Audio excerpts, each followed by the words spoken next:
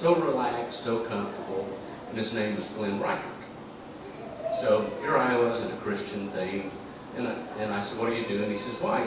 You know, I'm a sales guy out in Silicon Valley for this internet company. All this, and I fly back and forth. And I said, God, that's cool. How'd you get that gig? And I said, you seem so comfortable with yourself. You just seem like a natural sales guy. And he says, oh, no. He said, I went to, and I can't remember the name of the university, but I think it was Penn, back, and Glenn's a little older than I am, and so they had a class on meditating, you know, on all the new meditation. It was the 60s, and it was all cool and new. And so they taught different types of styles, like transcendental meditation, this style, that style. And he said that after the class was over, he started to notice that whenever he got uptight, he sort of learned where that spot was, and he could shift back to that spot. And if he shifted back to that spot, you know, his jaw muscles would relax some, felt a little bit more natural, more comfortable, all without alcohol or pot, you know, just natural. He could just do it. And so I thought that was profound, and I thought it was particularly interesting that I found out about it at First Presbyterian Youth deal.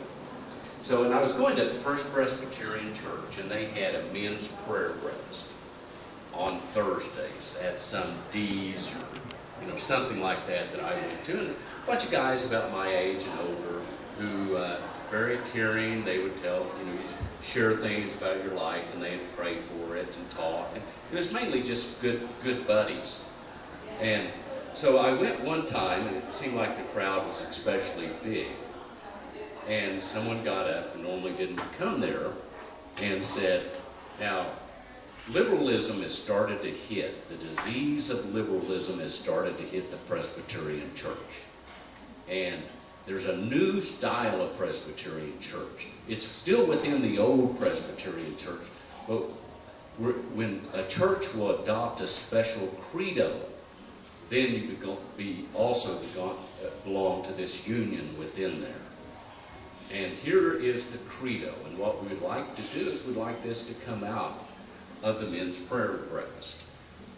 And so we're going to pass it around, and if you would please sign it, we'll take it to the elders.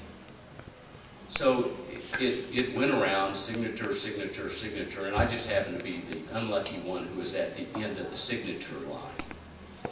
And so I paused and read it, put it out in front of me, and then some time passed, and finally someone said, Zumwalt, are you going to sign that thing or not? And I looked up and I said, well, I guess that would be not. And they said, well, what's wrong with it? And I said, well, it says here that if someone is gay, that they'll not have the full privileges of membership within the First Presbyterian Church.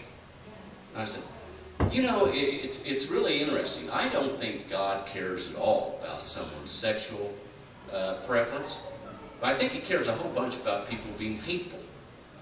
Okay. So, obviously, I was getting the very, very close attention now of the group, and they said, is there anything else in that credo you don't like? And I said, well, you know, this thing about Jesus Christ being the only one way. And I said, that's all good and fine, but, you know, I would think God would like anybody that wanted to have some sort of relationship with God. And they said, even Mormons? And I said, I think God could care less if someone's a Mormon or not a Mormon or a Buddhist or a Hindu. So, anyway, my relationship with the prayer group changed. And the minister started a 7-series, the elders adopted it, and the minister started a 7-series things for 7 weeks on the 7 points of the credo on Sunday morning, 7-part series, sermon series. So I got the marvelous opportunity of doing what very few people ever get to do, and that's formally resign your membership in a religious organization, of which they found shocking. And I wrote a letter and said, I no longer wish to be a member of your organization. I wouldn't give it even the credence to say church. So now this is my story. It doesn't have to be your story, but it is my story. So I had grown up in small town Oklahoma, and it's different than growing up in small town or big town Salt Lake City. You know, where there were the Baptist church and the Church of Christ and the Methodist church, and all the kids, you know, had beer parties and went to all the Baptist things and all that sort of thing. So, you know, I'd gotten up, had this sort of consciousness of God since I was a kid. And I would get up in the mornings and think about my day and pray. And that had been really rooting for me. And suddenly, that was different. Suddenly I was rethinking that whole thing that had anchored my life and saying, listen, there's an aspect to it that is sort of yucky, and I'm never going to belong to any organization that I would take my children to, and as we drove home from church, I would have to say, Greta and Wesley, that's good and fine, but we don't believe in it. We don't believe that. So I was sort of rudderless, you know, and how do you rethink things, and what is God like? And suddenly I was free to think about God in any way I wanted to think about God. I was recently, I read historic fiction, which by the way is fiction. So, but I was reading about the time period around the 1800 AD, and that's where King Alfred was trying to boot the Danes out who had come in, the Viking types, into England. And so there was the war not only between the old gods, Thor and that whole bunch, but the new god that the Danes called the nailed god. And here's what the Danes said, and remember this is fiction, and they're talking about Christianity. Our gods prefer feasting. They live, they laugh and enjoy. What does their God do? He broods, he's vengeful, he scowls, he plots. He's a dark and lonely God. And I thought about it, she was right. The Christian God was dark and threatening. He had no appetite for feasting and for laughter in the hall, for drinking beer and having bread. He was a God of rules and discipline, and promulgated by a pack of black-robed priests for the whole tribe of life-denying churchmen whose only joy is disapproving of joy. Okay, now that's sort of harsh. So, and I'm not here to bang Christianity by any means at all. But I was sort of free to think about whatever I wanted to at that point. I wasn't tied to something that had tied and rooted my life, my whole lifetime long. So I was flying to Austin on Southwest Airlines, and I picked up, you know, the great spiritual work, the Southwest Airlines magazine. And it had an article from a business guy about meditating. And I went, huh, you know, that sort of reminds me of what Glenn Reichhardt said at that, you know, at that picnic a long time ago. I think I'll take a look at that. So I went home and tried meditating, and I found out that it was enormously uncomfortable to try to get my 40-something-year-old body into a meditation pose. And I bought a very cool cushion. It's got dragons on it. So I might not know how to meditate, but I had the coolest cushion in Salt Lake City. But oh man, that was tough. And so I bought a book. I went into the Lonely Heart or something like that bookstore in Park City, Sacred Heart, Swelling Heart, I can't remember, Enchanted Heart. Enchanted Heart. And I asked them for a book on TM. You know, I thought, might as well find out something about TM. Well, actually, there's not very many books on TM, but they gave me a book by a guy who had this big, long, white beard, and obviously had never resided in Oklahoma. And so I read it, and there were not much about giving away TM, so there weren't a lot of clues about it, but it did say that there wasn't anything to meditate.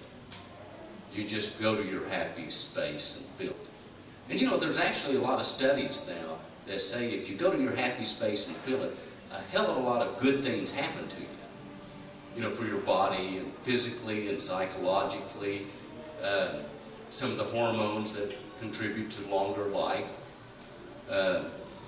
So I started going to my happy place, and I still wasn't comfortable on a cushion, and so I was sort of rudderless. I quit my job at the Evil Empire, where I was Chief Financial Officer in EnviroCare, and now Energy Solutions, and so I was still employed because I was the only one in America who could actually price radioactive waste. You know, you have to be nuts or something. So they still paid me lots of money to tell them how much to charge the government. So, but that gig was going to end. I just gotten divorced. You know, Christmas had passed, and if you've ever had a Christmas where no one gave you anything, I had a Christmas past where no one gave me a gift. Not one single one. I skied at Deer Valley, and that was sort of cool. But still, that sort of, you know, life was pretty damn unrooted. So I sat down and decided that I would write a letter. And I didn't know who the letter was coming from, but it was going to be to me. And I didn't know if it was my wise inner self, or if it was God, or it was my upper self. You know, I didn't know who in the world was writing the letter. But I wrote a letter to myself. And so I just basically freed my mind and wrote. And it didn't come from, you know, necessarily my mind. And so what it said was, Mike, be in tune with the universe. Get in tune with the universe.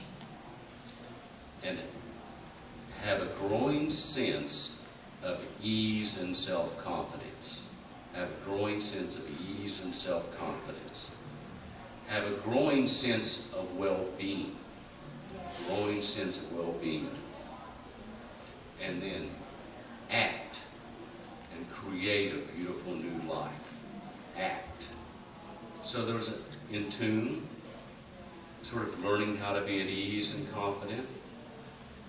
Going to a place that, you know, a happy place, a place where you feel good about yourself and life, which was hard for me because in Oklahoma, you only did that if you earned it, if you know what I'm saying. If you had great business success or some other success. You weren't supposed to have that if you didn't, you know, just naturally. If it wasn't earned, then it wasn't worth anything. So I finally got where I had a growing sense of good feelings or self-worth or well-being. And then I started thinking about acting. So I'd get up every morning. You know, my job was going to end soon. I was divorced, didn't get any Christmas presents. And I started thinking, I'd wake up and I'd think, just lay there in bed and sort of wait until I got sort of a warm feeling. I wouldn't just hop out of bed and just splash into the world. I would wait until I felt it like I was getting in tune with the universe. Now, what I was getting in tune with, hadn't the faintest clue. But I just waited until I felt in tune. And then I would say, may I have a growing sense of ease and confidence. So I'd feel it. And I sort of see myself having ease and confidence. And I'd do that for a while. And then I'd say, you know, may I have a growing sense of well-being, feeling good. Well-being and feeling good. Until I sort of got a sense of what that felt and looked like. And then I'd say, and may I act today may I act today to create a beautiful new life. May I act to create. So, and then I'd get out of bed, and it was like, you know, a big, you know, the arrow had been drawn back, and I'd let go, and it'd go, phew. So, how am I doing on my time, Anna? 4 or 5 minutes? Okay. So, I was starting a company, wanted to start a company, and had no idea what company I wanted to do. So, I acted. I went to the city library, and I took a publication and found the 100 fastest growing businesses, tech businesses in Utah. And then at night, I called all their presidents, who at least you could get through their tree. You know, I didn't want to call in those days, because I hadn't learned out how to do it yet. I didn't want to call and have a secretary tell me no or ask me what I wanted to say, because that was sort of nerve-wracking. So I'd call them at night. I'd say, hey, my name is Mike Zumwalt. I'm the former Chief Financial Officer for EnviroCare. I'm looking for a new gig. If you need a project you want developed, or a company you want started, or if you know someone who does, please give me a call. Click. And I ended up getting 26 calls back. And out of that, I got a consulting engagement for this guy who was, you know, borderline crook. It took me a while to figure that out, but on an environmental software. And so I got in there, and he overhyped. He had a good product, but he couldn't tell the truth about his good product. He had to tell something to make it be better than it actually was, which meant no one would buy it because they knew it was hyped. If he'd have just told the truth, he would have gotten his money. And during that time, I met a guy, and finally I quit. I was walking out the door, and a man stepped out there and said, hey, a friend of mine in Georgia is trying to raise money to recycle water. Why don't you give him a call? Gave me the number. I called him. He sent me a little package. I read about it. It sounded pretty cool.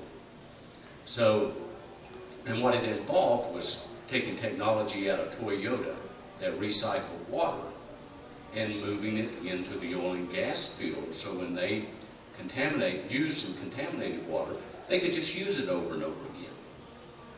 So suddenly, a guy who's never raised money had to raise money. Because I told him I could raise money. I'd never done it, but I really thought I could. And I had ease and confidence, right? Felt good about myself. So I called up a guy named Mickey Gallivan, you know, the Gallivan Center, that family. And he had tried to shut EnviroCare down with an initiative petition that went to a statewide vote of the people on EnviroCare, whether to tax it out of existence or let it continue, and it lost 2-1. But he wasn't someone who was naturally friendly to the CFO of EnviroCare. So I called and left a message. I said, hey, Mickey, I did it at lunch, again, so that I wouldn't have to talk to him or his secretary. So I called up and just said, Mickey, my name is Mike Zumwalt, and I'm the former Chief Financial Officer of EnviroCare. You probably think I'm evil, but you might be really surprised. Why don't you give me a call back? I've got a great green investment. About 5 days later, I was in Dallas in front of an engineering firm that he had hired, and 6 weeks later, I had almost $3 million to start my new company. So, and from that, I hopped water trucks, talked to people. I finally talked to a gas company into giving me a $72 million contract to recycle water. Now, that all sounds good and fine, but, you know, the next 5 years, I fought with, you know, a paranoid CFO or CEO, you know, a strange board, all those things, real life and progress, and in times that were very, very difficult. Yet, during that time, I had a sense of ease and confidence that made a hell of a lot of difference. So this is the exciting conclusion right now, so hold on to your seats. So how would I describe life? And obviously, I don't advocate you using the same path I do or writing a letter to yourself. You're entirely different. Find your own way. But the beauty is there's a way to find. So here's how I could picture in my historical fiction version of life. So here I am by a desk, and there's a whole bunch of desks with a bunch of people sitting, who've died and come back up, gone to heaven, or wherever they go. And they say, well, we have a lot of destinations you could go to. There's planet A, B, C, or D, or you could go to Earth. He says, let me describe Earth. He says, now, Earth is a dangerous place. Some of these other places are more, they're idyllic, but Earth is, it's pretty primitive. It's a dangerous place. And if you're born, there's nothing to say that you aren't born with a birth defect, or you could be born impoverished, or you could be born in the midst of a war. You could be born in pestilence, or you could be born to a wonderful family. The earth is wondrous and beautiful as well. But there's no guarantees. The earth, you'll see a sense of randomness that goes. And people that invent religions to try to control some of that randomness. Randomness that happens. He says it's also like a train. It's like a huge railroad train that everyone wants to push and get it started, but the inertia is so hard that it's hard to move it in the right direction. It takes tremendous effort. But there's also huge forces that move, economic forces that go through life. But it's a hell of a great adventure if you want it. So, and that's sort of how I view life. And over time, 10 years, and I can tell you that I started out this morning, I got in tune. I can call anybody in the United States. I don't have to call them at lunch anymore. I'm comfortable with almost every situation I'm in. I mean, it's not like it's perfect, but I can tell you, I'm pretty at ease and have a lot of confidence that I didn't have. I was the kid who tried 110%, who if he brushed his teeth, brushed them 110%. I gave my all, and that's not necessarily the kid who's at ease. You know what I'm saying? And since then, sort of, I guess, like Buddha did, I went within myself and found some pretty cool things. And that's my story. And the nice thing about this group is there's no gurus, so we have plenty of time to learn each other's stories. Thank you.